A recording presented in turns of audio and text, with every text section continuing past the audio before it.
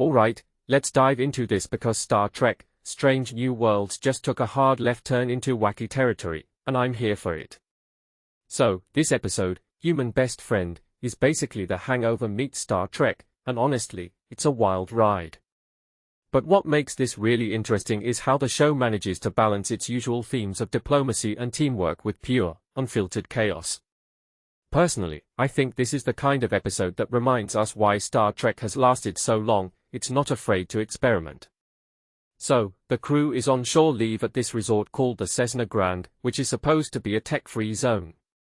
But here's the twist, the planet has this intoxicating atmosphere that makes everyone experience things differently. And let me tell you, things get weird. Like, Scotty in a mugato costume weird. Ortega's with a broken arm and no memory of how it happened weird. And don't even get me started on number 1 singing, Total Eclipse of the Heart, in Vulcan. One thing that immediately stands out is how the show uses this premise to explore the characters in new ways. It's not just about the laughs, though there are plenty, it's about seeing these characters let loose and, in some cases, confront their insecurities. What many people don't realize is how much this episode leans into the idea of perception. The crew is literally tripping, but it's not just about the visuals. It's about how they perceive each other.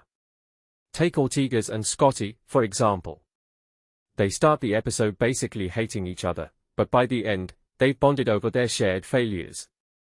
Personally, I think this is where the episode shines. It's not just a comedy, it's a character study disguised as a party gone wrong. Now, let's talk about Ortega's. She's the only one who seems immune to the planet's effects, and honestly, I'm still scratching my head about that. The show kind of hand-waves it with some microfine print and nonsense, but if you take a step back and think about it, it's kind of a missed opportunity. Why is she the only one unaffected? What does that say about her? In my opinion, this could have been a deeper exploration of her character, but instead, it's just there. Still, she's the anchor of the episode, the one trying to keep everything together while everyone else is losing their minds. And then there's Spock. Poor Spock. He's trying to stay logical, but even he's hallucinating Kirk. What this really suggests is that even the most rational characters have their breaking points. But what's fascinating is how Spock uses his intoxication to connect with Kirk. They have this whole heart-to-heart about friendship, and it's one of those moments that reminds you why these characters work so well together.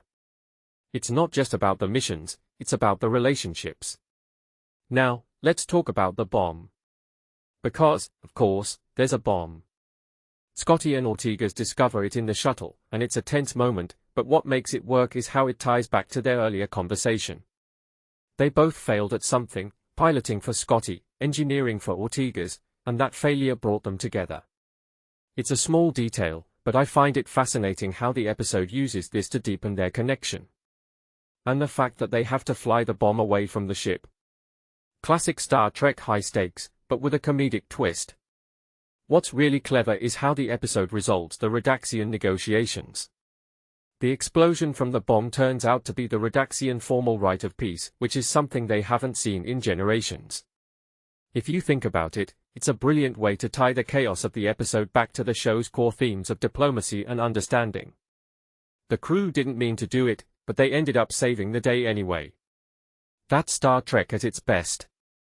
In the end, the episode wraps up with everyone back on the ship, sharing stories and laughing about the madness. But what this really suggests is that sometimes, you need a little chaos to appreciate the order. Personally, I think this episode is a love letter to the crew's dynamics, showing us that even when things go completely off the rails, they still have each other's backs. And honestly, isn't that what Star Trek is all about?